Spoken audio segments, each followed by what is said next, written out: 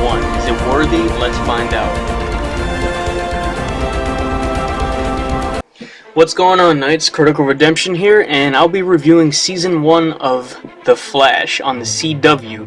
Note, I was not a fan of The Flash before I started watching the show. I mean, I've seen a couple episodes of The Flash back in the 90s, from the 90s TV show. Very cheesy, but I also love the live action series because it had Mark Hamill in it, and it was just a lot of fun, and, you know, only lasted one season, but it was still fun.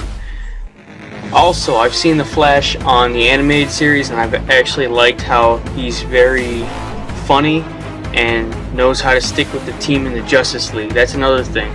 But when I heard about the show, I was a little nervous, just due to the fact that it was taking place right after Arrow. So, Season 2 of Arrow, if you guys have not seen it, introduces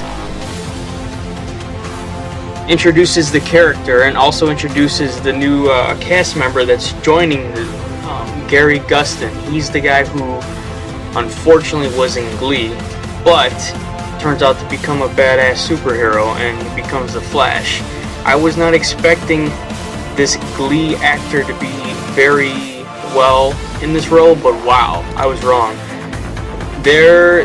He does such a good job in this show. I mean, watching Season 1 and just watching the first 3 episodes of Season 2, I will let you guys know there is going to be spoilers in this review, so if you do not want to watch my review right now, here's the time to stop, because I will get into spoilers. Just letting you guys know right now, I want to talk about the cast. Grant Gustin, like I said, Glee. You have Kansas, who plays Iris, Carlos Valdez, who's Cisco, and personally one of my favorite characters in the show. Danielle Panabaker as Caitlin, Jesse as Detective Joe West, and it just keeps going on. I won't spoil the rest for you guys, but this show is an action adventure, and it also introduces the characters Barry Allen in the middle of Season 2 of Arrow, and this is where he gets his own show. So the story is complex. I mean, I had my opinion about The Flash after seeing the first pilot, and aired on October 7th, but I know the pilots don't always represent the series very well, so I had to wait for the second episode to confirm if it was going to be a good watch for a third episode. And you know what? It turned out to be just what I expected. I'm used to the dark underbelly revealed in these plots of these shows, but you know what? Just the way they introduced the characters, the way they introduced the story, how it was going to play out, and how Barry was becoming the Flash, and how they threw Arrow and Oliver Queen in it, I was really excited to see this show. You know, I got so hooked on it, and just the development of the characters really interested me and wanted me to continue to watch it. Like I said, my favorite character besides the main protagonist would have to be Cisco. Cisco is obviously the nerd, and he's the scientist. He's basically like the Flash's go-to guy for, you know, gadgets, for everything else. He knows what he's talking about. Barry goes to him for everything, and he's like basically Barry's Alfred. Barry always has him in his ear, telling him what to do, as well as Caitlin. So I mean, Caitlin and Cisco play a huge role in this show, and you know, it really interested me to see what their characters and how would they develop. And honestly, I'm very excited to say that I cannot wait to see what happens with Cisco in Season 2, because at the end of Season 1, wow, just everything that's happened in Season 1 and the whole development of how the Doctor turned out to be, like how Harrison Wells turned out to be the Reverse Flash. It was just crazy. And John Wesley Shipp plays Mr. Allen. Mr. Allen, the original John Wesley Shipp, the guy who played the Flash in the 90s live-action TV series, plays his dad in here. I was just mind-blown. The cast of people who are in here: Wentworth Miller, who plays Snart, aka Captain Cold. You have Captain Lance, who returns from Arrow. You have so many good actors in this. Stephen Amell as Oliver Queen, Victor Garber as Dr. Martin, Kate Cassidy, even Brandon Routh. I mean, Brandon Routh, I personally liked him in Superman Returns, and I like how he played Simon Stagg. I'm sorry, Brandon Routh plays Ray Palmer, and Ray Palmer was introduced in season 2 of Arrow, and I love how they brought him in. Even Ronnie was a strong character, in my honest opinion. I just loved how Barry looked up to Dr. Wells, Professor Wells, as his mentor, and as the show progresses and you're watching the episodes, it just turns out that Dr. Wells is not who you think he is, and that's what got me really interested in watching the show. I kept wanting to watch episode after episode because the motivation for the show just kept me going and drawing me in.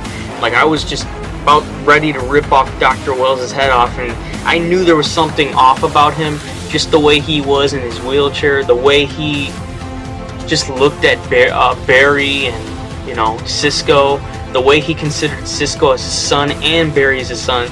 But just a few episodes in, I found out that I was right.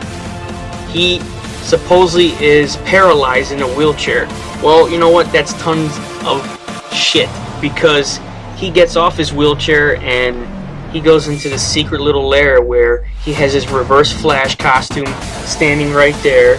He has an AI which the future Barry created, and I knew this guy was trouble from the moment I laid my eyes on him. Just the way he acted was, it told me, Critical, I knew this was going to be bad, but wow.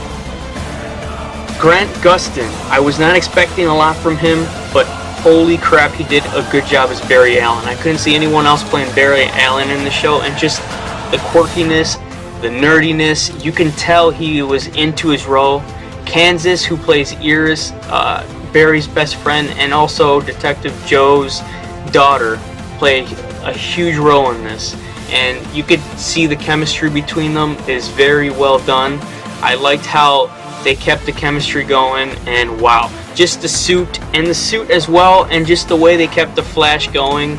I knew this was going to be a dark series to begin with, because Arrow, I mean, you have the same people who made Arrow make this series, so there is a darkness to be held here, like I said. And Barry's life, his mother was killed in front of him by something that he couldn't even describe, like a flash swirling around his living room, when Barry's father, Henry, aka John, was convicted of murder, and still he served 14 years in prison until finally at the end of the season Dr. West gets killed. And I'm not gonna spoil that for you, even though I said there would be spoilers in this. I want you guys to watch the end of this season to find out what happens. Both Barry and Iris seem well adjusted, like I said. Their chemistry is also very well done. But the tension is brought into clear view in the episode called Going Rogue, where Arrow's Felicity Smoke makes an appearance, nearly throwing herself at Barry, who met her previously during a guest appearance on Arrow. And it's just a train wreck. You can't, I won't even go into detail. It's just funny how Felicity comes in here and, tries to flirt with Barry, and I just love it. I love Felicity and the Arrow, and that's all I gotta say. I mean, just under the surface, the earnest of Barry's darkness and wanting to get his father out of prison for something he did not commit, a crime which he was wrongly convicted for, interested me. And you know what? Just the whole story was fantastic. I just started watching season 2, and I'm on episode 2, waiting for episode 3 to air on Tuesday. So I'm really excited to see what they do. There is a darkness that I fear that CW will try to make the Flash, appeal to the characters and evolve them, going into I hope they don't go into the Gotham route, but It does need all the darkness just under that surface, so darkness is the engine that will keep the show running, and I highly guarantee it. I mean, the characters, you still have your quirkiness, you still have Cisco cracking jokes, Barry cracking jokes, but Barry seems more serious as the show, grows. But overall, I give the show a 9.5. It's an excellent show, and if you're a fan of the Arrow series, you will jump right into the show and feel right at home. This is Critical Redemption with another series review, and I'll be back to review Season 2 as soon as it's over. So, Critical Redemption out. Take care, guys. Later.